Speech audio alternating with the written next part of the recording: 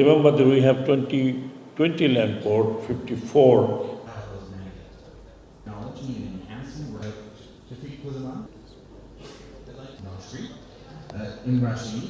কারখানা বন্ধ হওয়ার তো দায়ী আমি না, তারা ব্যাংকের থেকে লোন নিয়েছে, টাকা পয়সা বিদেশে পাচার করেছে, টাকা পয়সা দিতে পারছে না, দেশ থেকে পালিয়ে গেছে, কারখানা চলছে না বাংলাদেশে। তো যদি কারখানা নাই চলতো তাহলে 7% 8% আমাদের এক্সপোর্ট গ্রোথ হতো কীভাবে? এই কিছুদিনের মধ্যে ভালো মালিকরা আছেন যারা কখনো ডিফল্ট হয়নি, যারা শ্রমিকদের লুক আফটার করছেন, বেতন ঠিক মতো দিচ্ছেন, বহুত বড় বড় গ্রুপ আছে। এই কিছু কিছু লোক শুধু ইন্ডাস্ট্রি করার নামে ইন্ডাস্ট্রি করেছেন যাতে টাকা পয়সা এদিক থেকে ওদিক করতে পারে।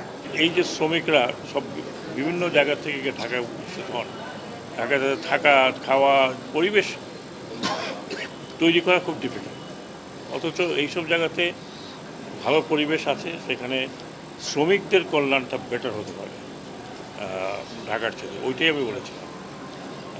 আর দ্বিতীয় কথা যেটা আমি এখানে বলেছি, উল্লেখ করেছি যে এখন শ্রমিক ফেডারেশন বা শ্রমিক ইউনিয়ন যেগুলো আছে সেগুলো দেখা যাচ্ছে যে এক ধরনের একজন ছিল, তাকে সরিয়ে আরেকজন বসে গেছে, কিন্তু কোনো নির্বাচন এখনো হয়নি।